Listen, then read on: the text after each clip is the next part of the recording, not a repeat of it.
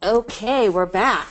So again, welcome to this webinar on the basics of evaluation design. And this really is designed to help you think about or to understand what evaluation design is and then how to think about what's going to be the best design for you.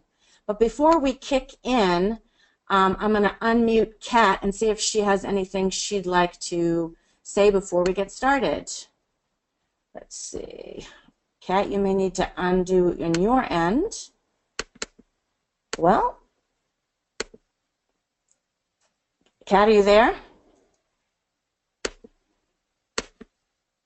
Well, I seem to be having some trouble unmuting her, so we will plow forward. And so I sent out a little while ago, again, this is Susan Hyatt with Big Purpose, Big Impact, and I'm really looking forward to getting to share the content in today's webinar with you because I think the whole notion of evaluation design is one that gives a lot of people indigestion. So really in the big picture, my goal is to help make this easier to get your brain around so you can really think about what are some ways that you can collect data for your evaluation that really get you something meaningful, that help move you along and continuously improve your program while also demonstrating impact. So, as I said, this is the third in our series of webinars. Last time we talked about the components of an evaluation plan, and as you'll remember, there is a section in the evaluation plan, either the one that goes in the preliminary version that goes in a recompete application, or the one that you do after you know that you have funding where you build out the preliminary plan so it's something that's really implementable. There's a section in there called evaluation design, and we hopped through that pretty quick last month. So this month we're going to spend quite a bit more time on that so that you really understand what evaluation design is. So what we're going to cover today is what is evaluation design, obviously, that's what I was just saying, and then give you some ideas about what evaluation design looks like depending on the kind of evaluation you're setting your program up to do. And then give you some tips on the key elements of each type of evaluation design and some considerations that you need to have in mind as you're thinking about how to really implement it. And I'm going to keep the chat section open. So as we go through, if questions come up, please feel free to type them in the chat and I'll make sure we get those answered. I'll also pause in a couple places and specifically ask if there's any questions. So as something comes up, please type it in the chat box and then I'll get to it as soon as I can. And when I actually pause, again, this is the time to ask some questions and make sure that you fully understand the content that I'm going to share with you. So don't be afraid to ask questions. I like questions. There's no stupid questions. And if you've got the question, I'm sure somebody else does as well. So feel free to put whatever in the chat box. So depending on what kind of evaluation you have decided is what's next for your program, whether that's a process evaluation where you're really teasing apart something about how your program is actually implemented, or you're looking at outcomes or impact evaluation, which really gets more at causality. The evaluation designs you have to choose from are kind of in two buckets that go along with the type of basic evaluation you're deciding to do. So as we've covered several times, there's different requirements that are the CNCS minimums. So if you're a small grantee, and I just want to review this really quickly, if you're a small grantee under $500,000 in federal funds annually, you can do a process or implementation evaluation. So that means there's certain ways of collecting data that will be the things that are used by your program to do your evaluation. If you're a large, over $500,000 in federal funds program a year, then you have to do an external impact evaluation. And Volunteer Florida's regulations, requirements mimic that of CNCS and what it does with its competitively funded programs. But I really want to emphasize, and I talked to Kat this week and we had this conversation, that just because technically you don't have to do anything more than a process evaluation based on your program size, I really want you to make sure that you think about what is the best next step. And there's no one right answer to that. But I want to put the thought out there that if you are a program that's been around for a long time, presumably you've already been doing some of the things that an implementation evaluation would cover. You've been looking at what's working, you've been working on what do you need to tweak for continuous improvement, because that's such a big piece of what AmeriCorps emphasizes. It's really about continuous improvement, not gotcha. So if you've been around for a long time, you may want to push yourself a little and move past what just the minimum is and really think about doing an outcome or an impact evaluation to start building evidence and really show yourself and your stakeholders that it's your program model that's really helping move the needle with whatever it is your members are doing. So while these are the minimum requirements, don't think, oh, phew, that means we don't have to be pushing ourselves at all. For some of you, the next best step for you really may be to do an impact evaluation. So as you remember, we've talked quite a bit about the importance of evidence that backs up the intervention program model that you're using. And so one source of information about how your program model is working, it is your own performance measures. So in the lower level or the beginning levels of the continuum, stages 2 and 3, performance measures help you know you're on track. But over time, as your program gets more sophisticated, has been around longer, you start moving up. You may never get to really do a randomized control trial, and we'll talk more about what that means in a few minutes. But the idea is to figure out where on this continuum are you right now, and how do you use this evaluation that you have to do anyway to really complete something meaningful for your program. So maybe that is taking a piece of your program that maybe isn't working as well as you'd like and teasing that apart and figuring out how to improve that. Or it may be that you're at the stage where you kind of think things are working pretty well, but the next step for you might be something further along the evidence continuum. And maybe your next step is really strengthening the evidence about your specific program. So I just want to put that out there and encourage you to not just think in terms of minimums, but to think what's logical based on where your program is in its life cycle over time. So if there's any questions on that, please don't hesitate to type those in. But I assume that makes some sense. You know, if you're going to have to do an evaluation anyway, it's a great opportunity for some self-reflection of what's going on with your program and really making sure that the model that you're using is as effective as possible.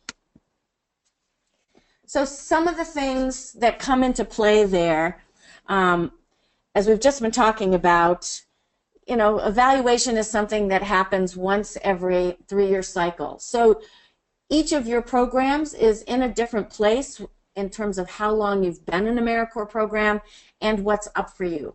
And then the size of your program and how many resources you have also can be contributing factors as you're deciding what kind of evaluation to do.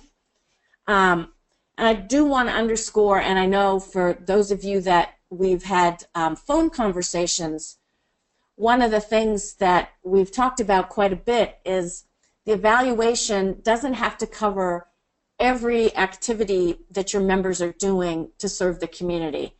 It's better to dial that back and pick something more manageable and go deeper with it. Instead of trying to get a little bit on a whole lot of things, it's better to pick one chunk of your program and do a really good job with that. But some other considerations are how much time do your staff have, what kind of funding do you have, and do you already have outside evaluation expertise available to you, and can you find some? And the next month we'll be talking more about when do you use an external evaluator and how do you find one, and what are some of the ways to try to get value priced but quality evaluation assistance, and what are some ways that you can use evaluation outside expertise for certain parts of the evaluation that are really critical, and maybe you can save some resources by doing certain pieces of data collection internally to save some money. But we'll go into all of that next month in our webinar. But you do have to think about what are the resource considerations, because jumping in and saying, oh, of course we want to do a randomized control trial evaluation, that comes with a big burden in terms of time and expense, because you really do need to have outside help to make that happen. So that may not be something that you'll ever get to, but certainly a lot of you can do the next step back, which is use comparison groups. So that's part of what we're going to cover today. So as you remember from last time, we talked about in the recompete, you put in a preliminary evaluation plan, and then it's pretty much always expected that in the first year of the next cycle that you get funding, you have to take that preliminary plan and build it out to something that's really able to be implemented, whether that's going to be done inside your organization or whether you're going to be working with an external evaluator. And the evaluation report, there's a lot of the sections from the revised evaluation plan that go straight into the evaluation report, probably with past tense. But so the work you do getting the evaluation plan really clear and talking about what you're going to use as an evaluation design, that's going to serve you well because you already have a head start on your report at the end of the 3-year cycle. We went through the different chunks in an evaluation plan, and as you remember, evaluation design is one of those sections. So what is an evaluation design? Sometimes the terms that evaluators use, you know, they're a little off-putting to program people. It's like maybe math and data collection have never been your thing. So you start talking about evaluation designs and randomized control and quasi-experimental, you know, sometimes that's kind of scary language. And, you know, the goal here really, especially for the impact evaluation piece, is what I want you to leave this webinar with is some understanding of what the basics are. And if you're doing an impact evaluation, you're probably 99% sure going to be collaborating or hiring an outside evaluator to work with you. But what I want you to do is not necessarily know exactly how to do it yourself, but you need to be an informed consumer so that when you're talking to an evaluator, you know some questions to ask and you know some things that they'll be thinking about, so you can feel comfortable having the conversation and make sure you're in the position where you're really driving the boat about what the evaluation's going to do. And then the evaluator's role is really helping you tease it apart and figuring out exactly step by step what needs to be done. So the evaluation design is really just the structure that you're going to put together to collect the data that answers whatever research questions you've come up with. And as you know, we've talked about the two sides of a program's logic model being where the two types of evaluation split. So process or implementation evaluation really cover things that relate to the first theory parts of a logic model, and outcome or impact evaluation relate to what the outcomes are. So based on the kind of evaluation that you're planning to do and where you're going to focus your attention during the evaluation process, from that comes the kind of evaluation questions you'll be asking. So if you're doing a process evaluation, for example, and what you're concerned about is that maybe you don't have sufficient resources to really implement your intervention at the level that you want it to be, because you may be worried that you don't have enough resources, or it could be something like you're not quite sure if the training that's being provided to members is really giving them a strong enough foundation to really make a difference with the beneficiaries. There's a lot of things on the input side, like how do you collect or choose host sites? What are you really looking for there? And how does that play into activities being delivered? There's so many questions you could ask about on the process side. What kinds of things are going on as your program is implemented, and where might be some areas that need some strengthening, and what can you learn to help you do that? On the outcome or impact side, what you're really trying to do is show that there's been a change in some way. So if you're not an environmental program, obviously the kind of change you're going to want to be looking at is change in people. So let's talk first about process evaluation. And then in a few minutes, we'll talk about impact evaluation. But with process evaluation, as I just reminded you, it really focuses on something to do with inputs, activities, or outputs. And it gives you an opportunity to pause. You know, you all have a lot of balls in the air every week, managing members, collecting data to do reports, making sure everything happens the way it's supposed to.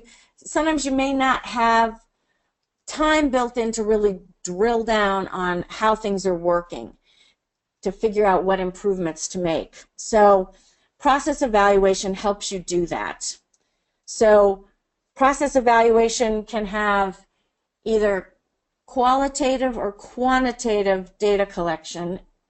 And what I mean by that is qualitative data collection are the kind of things where you ask somebody a question and then you listen to what they have to say. And what you're listening for is the content of what they're saying, and you're looking for common themes across people.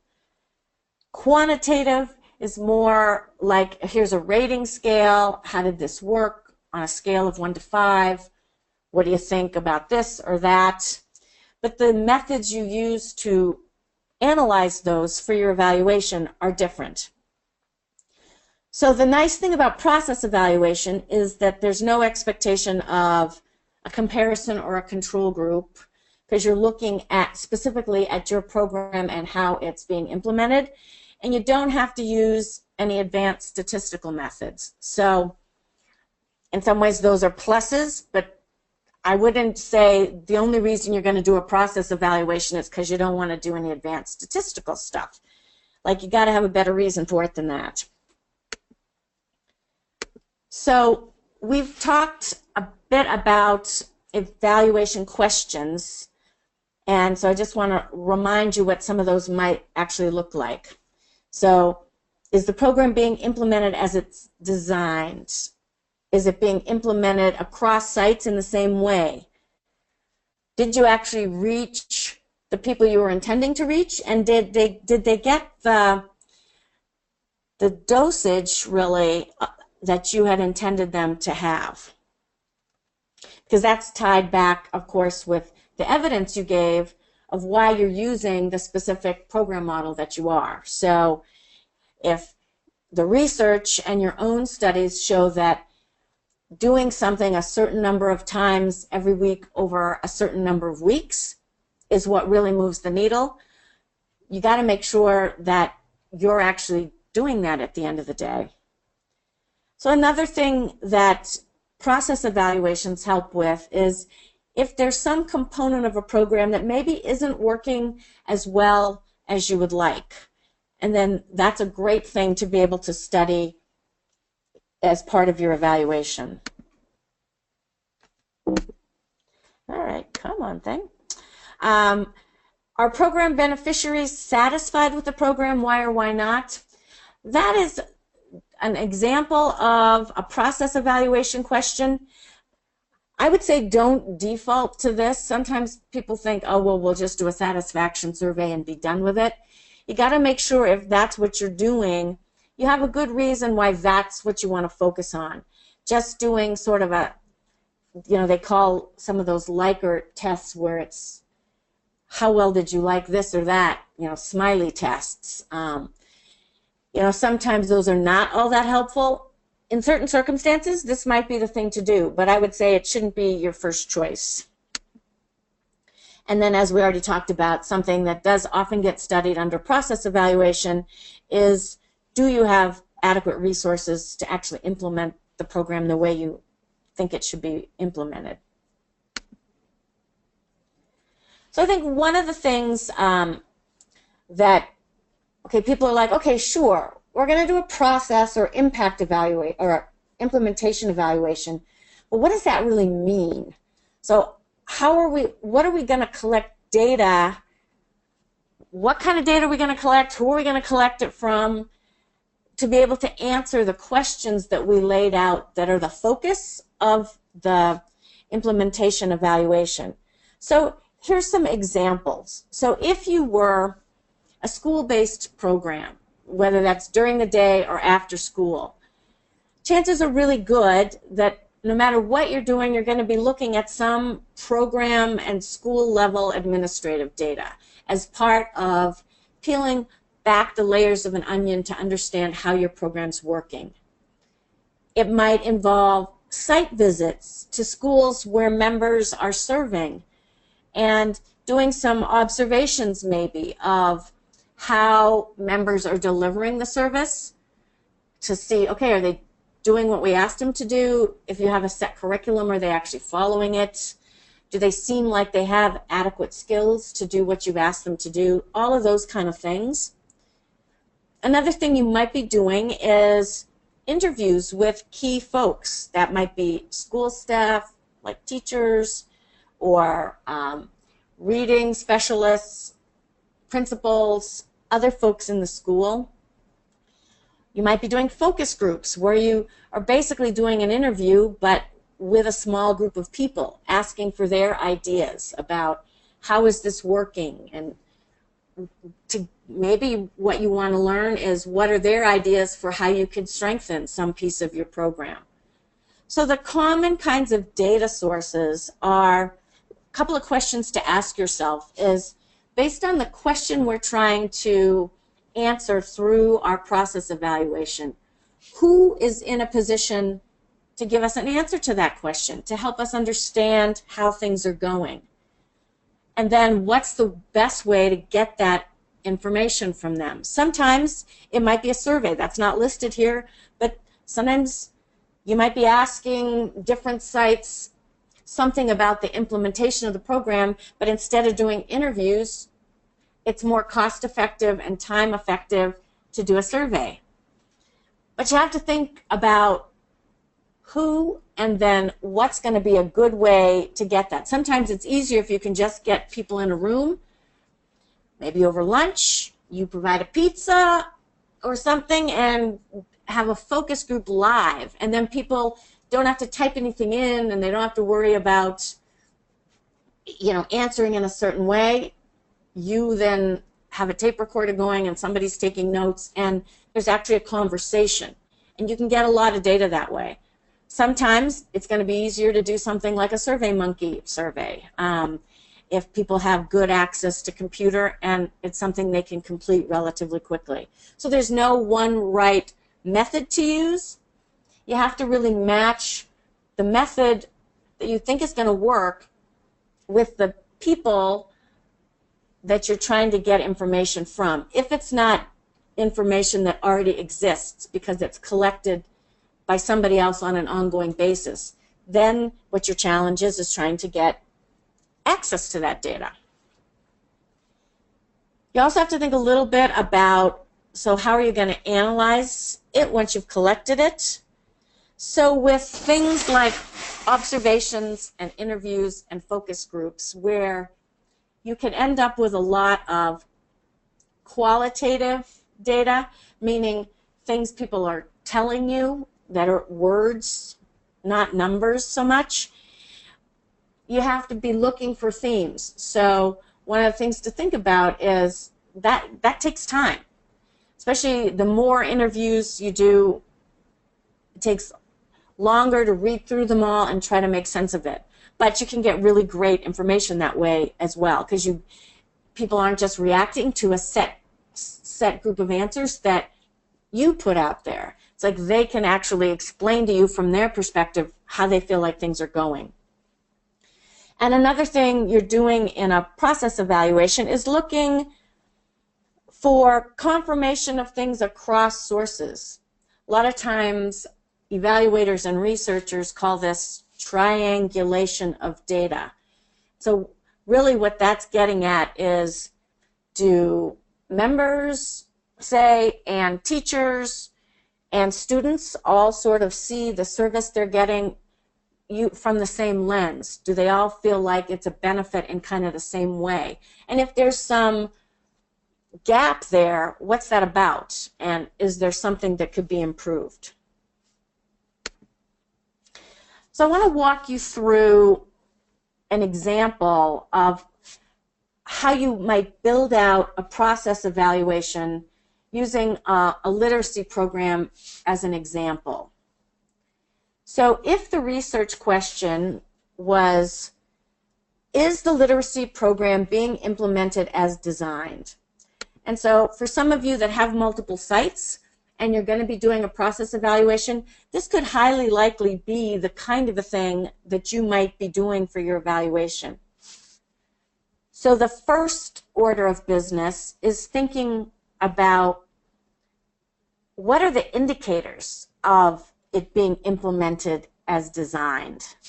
So in this case, in this example, it's clearly this was a literacy program that has a specific curriculum. So one thing to look for would be, are members using that curriculum when they're doing their tutoring? Another thing you might be wanting to look at is, all right, if you've determined that it needs to be, tutoring to be really effective has to be 3 times a week for 20 minutes over at least a 10-week period. Another thing to look at is, how is tutoring going down? Is it happening that frequently, for that amount of time, over that duration? Another indicator of success related to it being implemented is that kids show up, students show up for their tutoring sessions. Excuse me. So you have to kind of tease out what being implemented as designed means in your situation. Next, you have to think about, what are the data sources? And so some of this will be things that members are collecting. Just a minute, I'll be right back.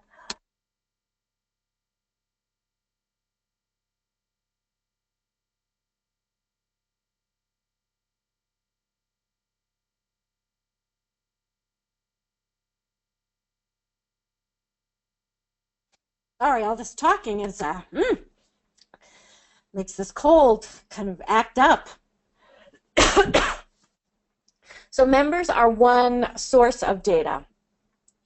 You probably, if you were a literacy program, likely they are keeping track of student attendance.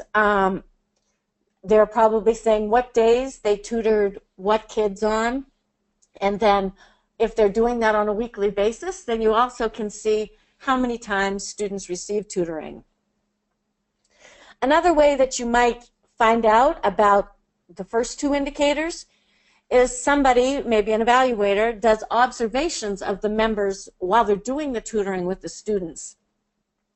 And in that case, they'd have some kind of a checklist, and they'd be looking to see, are members using the curriculum? How are they doing with that?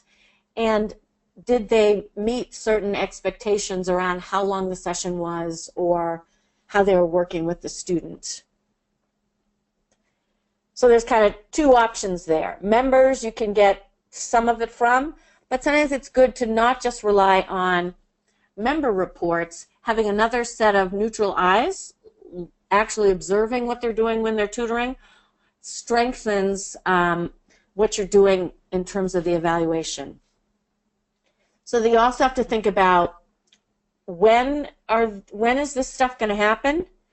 So members are, let's say, doing this on a, they track this every day. They do it for the week. Maybe they pull together reports of their sessions monthly or quarterly. That really depends on how your program has set that stuff up. But basically, it's members tracking that.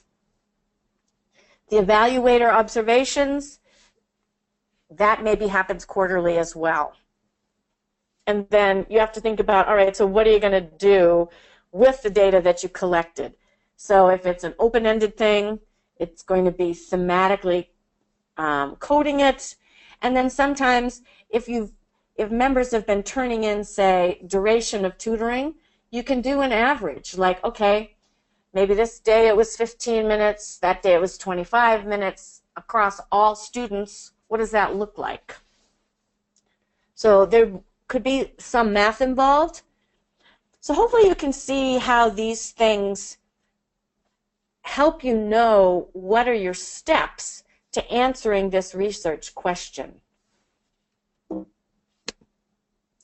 let's look at one more. So and this is one that looks at satisfaction, which, like I say, this is one of the examples that the corporation uses in their core curriculum. And so there may be some reason to do this, but I think sometimes people default to satisfaction surveys. So make sure if you decide you want to do one of these, that you've got a strong reason and you know what you're going to use this data for, as opposed to just, I think sometimes these can become sort of minimalist and pat yourself on the back exercises, and I think that's not why you want to do one of these. It needs to be something meatier than that. So again, to find out if they're satisfied, you got to think about what would the indicators be. So level of satisfaction could be one, student attendance could be another way. Like if they're not satisfied, they're not going to show up. So that's kind of being used as a proxy for satisfaction. So then the data sources on satisfaction, in this case they chose parents, teachers, and administrators. Could be some other set of things. Might have students actually in there too, depending on how old the students are that were receiving the tutoring. And at the end of the tutoring, how are you going to collect the data? So there could be a parent survey that is sent home, although sometimes parents are not very in tune with what's happening with their kids' tutoring, say. So, and surveys sent home may never come back. So, you got to kind of think about what's the best way to get this information if you really want the parent perspective. Surveys might be it, but it might not be it. But this is just an example. Teacher focus groups, administrator interviews. It's often good in a process evaluation if you're the person that has the primary contact with the teachers, say in a classroom where members are, or the administrators in the building. You might not be the best person to actually run a focus group or an interview, because it's easy for them to not want to hurt your feelings, and sometimes some people have no problems being honest, and other people, they want the members, and they know you are kind of in charge of that. So sometimes if you're the primary person, you might not be the best person to do those interviews. There might be somebody else in your organization that doesn't have as much day-to-day contact that is better to do that, to make sure that you get really honest responses, because if you don't, it's not that helpful. And another thing to do, if it is only you and you don't have any other options, make sure when you start an interview to have some language in there about, I want you to be really honest. We're committed to strengthening this program always, and so we can't do that without your honest feedback, and don't worry, you're not going to hurt my feelings. And then if they say something that's contrary to what you believe to be true, you just gotta say thank you, write it down exactly like they say it, and don't argue with them. Like, you asked for their input, so you gotta listen. And then, so as you can see, then it's the same process down through this grid.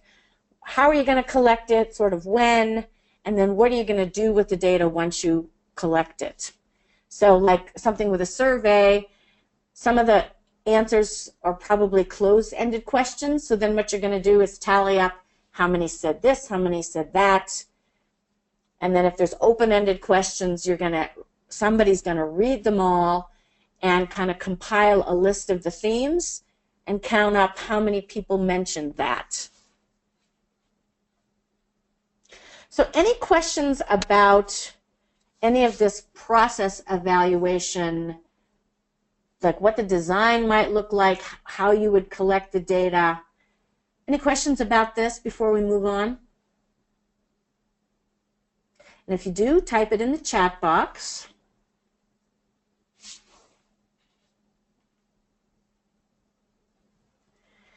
Well, if you didn't get it typed in time, keep typing and we will come back to it. All right, so now let's shift gears and talk about outcome and impact evaluation design, because this is another whole can of worms. There's more to this, but the good news is if you're going to do this, it's also highly likely you're going to be using an external evaluator, especially if you're a program over $500,000, because then you're required to use one. If you're less than $500,000 and you want to do an impact evaluation, it's always good to use an outside evaluator, but maybe you're going to do it internally and have some safeguards in place so that you can look at the data really neutrally and not bias it. So the difference between a process and impact evaluation, just to remind you, is this kind of evaluation is really trying to get at the results or the effects of the service that your members are performing. And unless you're an environmental program, what you're doing is looking at changes in knowledge, attitude, behavior, or condition that result directly from your program. Part of what you're trying to get at is that the folks in the program do better than folks that didn't have the benefit of those services. Another thing that you might be trying to get at in this kind of evaluation is, did all types of people that got served, did they benefit in similar ways? Or did it seem like the program was more successful for a subgroup of folks? So an example here might be, okay, programs work K through 9. Well, maybe one thing to find out is, did first and second graders get out of it the same sort of things that 7th and 8th graders did? Did they equally benefit from whatever it is they were getting access to because of your members?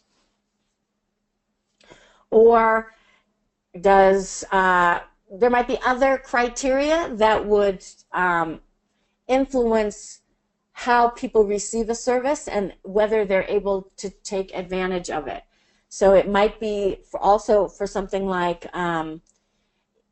are students that English is their second language, is there some difference in terms of outcomes that they get from students that got, say, tutoring, but English is their first language? And part of what you might be looking for there is also if there's a difference, but then a sub-question automatically is, do the kids that aren't English as their first language, do they need some additional supports so that they can improve maybe as much as the other students? So there's lots of ways to slice and dice this based on what it is you really want to know.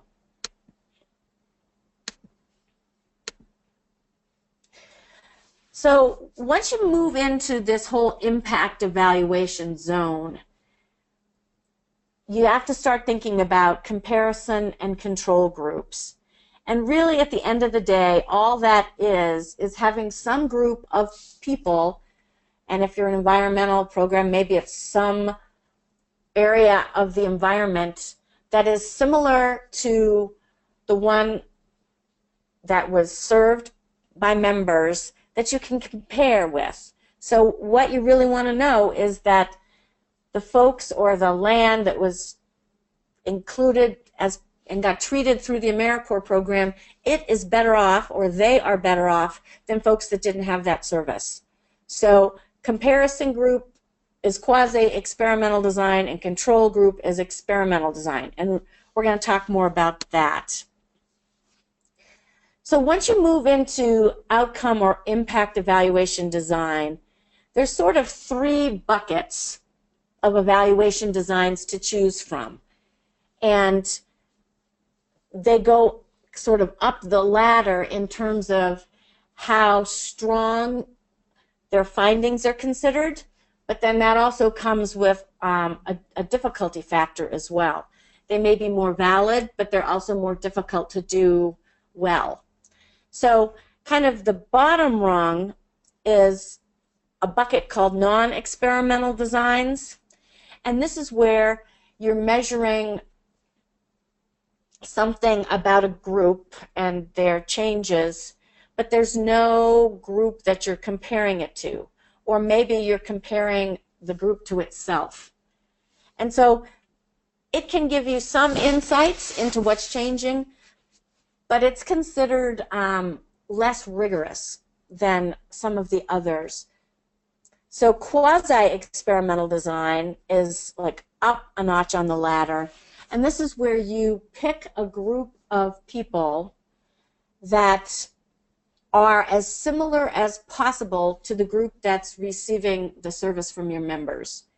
And what you're going to want to do is there's some measurements that happen, and at the end of the day, you want to make sure that the groups are close enough that when you look at the results, you don't worry that, oh, well, maybe these two groups weren't even alike to start with, so that's why there's a difference at the end. It's actually not that our program created this.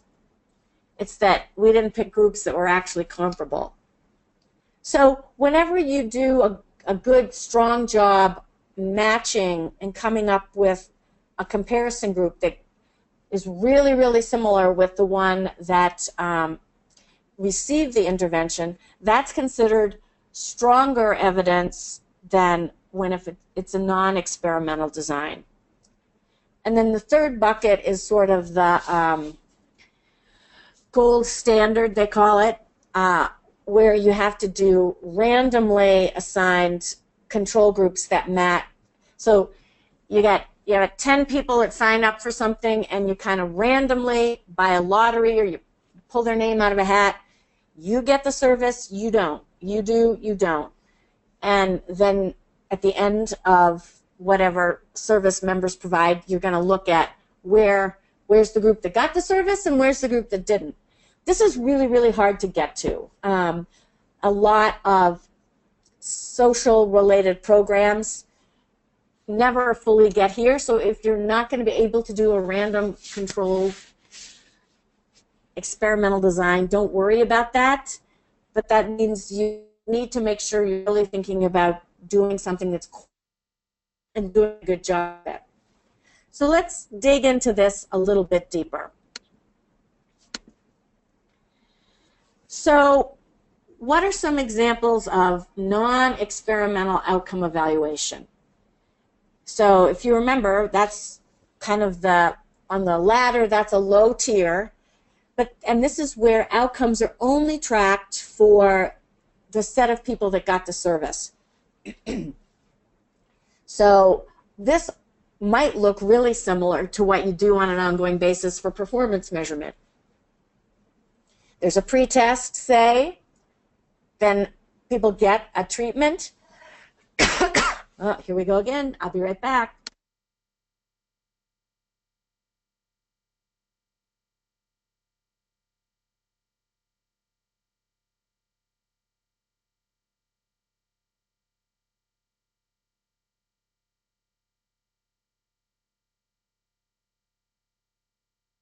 And then what you're doing is comparing where did they start and where did they end. And usually what you're looking for is that they've improved in some way, although it might be that if you're trying to stop somebody from being in a slide, it's that the rate of decrease is less. But anyway, you have one group and you compare them to themselves before and after they get some service. Sometimes another way to do this is single group post-test only. Sometimes maybe you didn't get the pretest done or there's some other reason for that. And then what you're trying to see is, did people get to a certain level, or where did they end up after some kind of activity that your members engaged with them in. So post-test only, there's a use for that, but that again is considered probably less rigorous than when you actually have a pre and post test on the same group.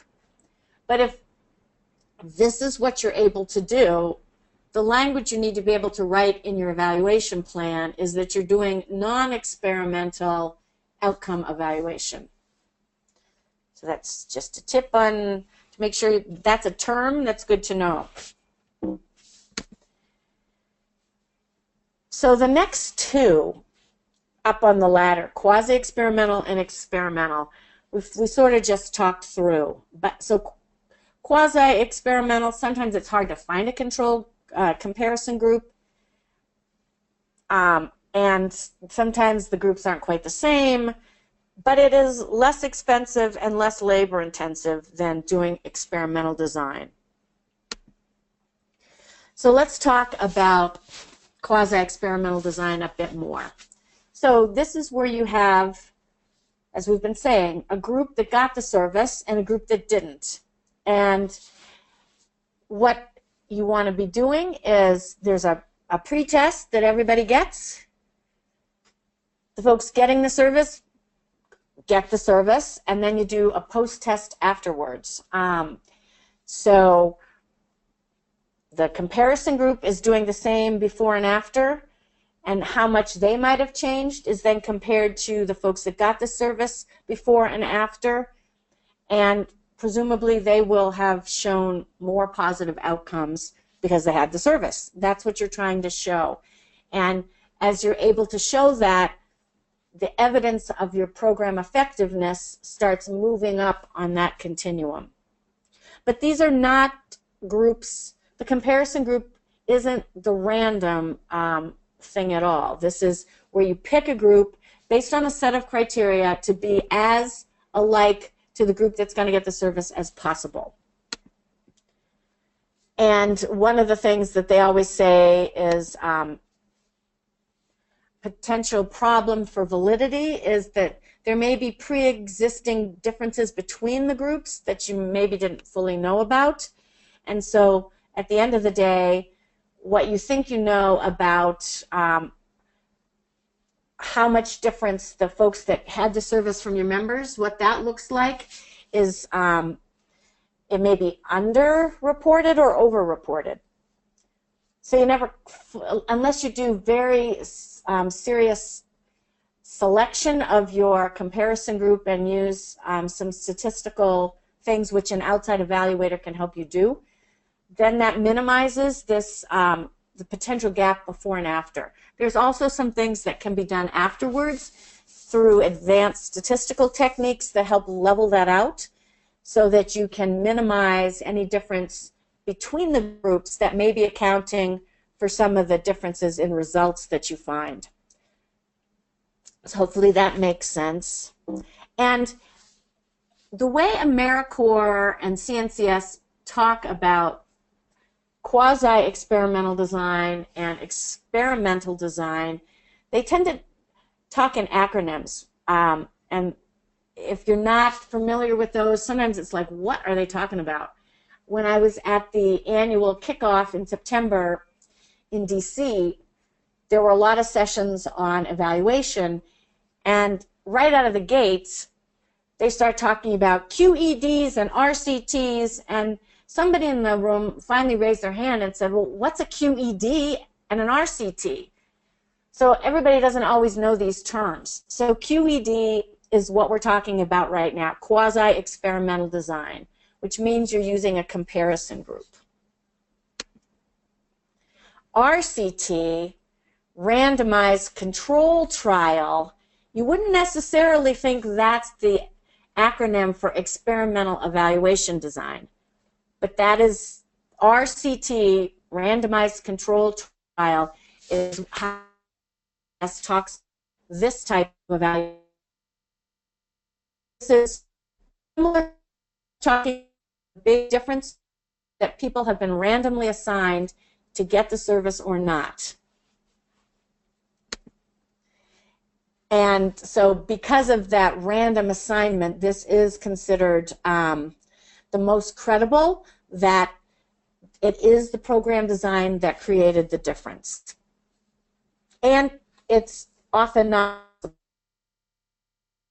So that is sort of beyond what you think you'll be able to do, because a lot of programs can't do this. But that's where having an external evaluator help you think about what's the right design and help you think about, well, how many people would you need to have in the control group versus the intervention group, either for this or for the quasi-experimental design. That's where outside folks that are really expert in this can be really, really helpful. It's hard to figure this out completely on your own if you don't have the background for this. Like, I've had a lot of this training, and I always have to go back and just look up some tips on how to pick samples for how many groups I'm trying to compare before I actually do the calculations to figure that out. So if you don't use it all the time, it's not necessarily on the tip of your tongue. So evaluators, if this is what they do all the time, they're a great resource. So I want to just walk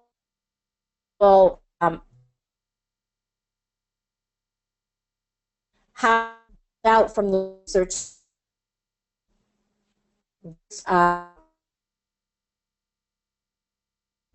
So what you want to know is that students' reading achievement,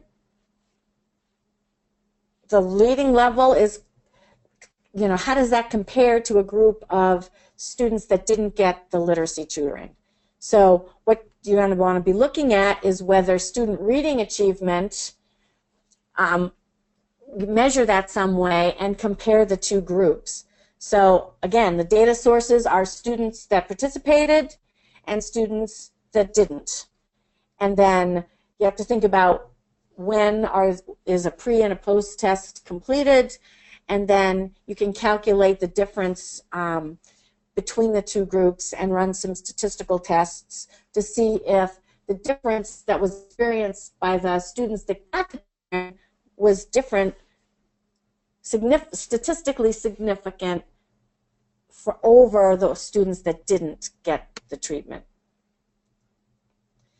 And if you were looking at self-efficacy, you would do the same thing. So those are the basic two buckets. Process evaluation, you don't have to have a control group or a comparison group. You're really looking at what kinds of existing data are there and who can you ask questions from to help you understand something about how your program's being implemented. But again, you have to be really clear going into it. What are the research questions? Because you want to make sure if you're going to do interviews or a survey that you're asking the right things from the right people.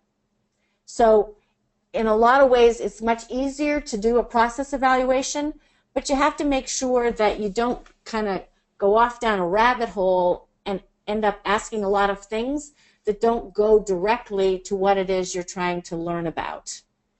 In outcome or impact evaluation, for the most part, you have to have a comparison or a control group, and you have to collect data in a way from both groups that you can compare it to see if the folks that got the service are better off. So are there any questions about the impact evaluation piece? If so, type them in chat, or if you don't want to ask it there, you can always send me an email. Excuse me.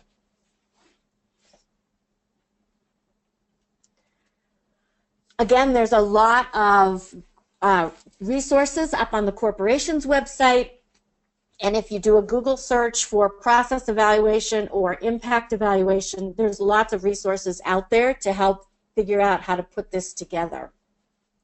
So if you're folks that are not yet having to either revise an evaluation plan that you've already put in or create one for this next grant application, it's good for you to be thinking about anyway, even if you don't have to do it right now, what might you want to be looking at, especially in the process evaluation area, because there may be some things that you can be doing right now before you're required to do it, to start formalizing how you look at your program implementation and what to improve.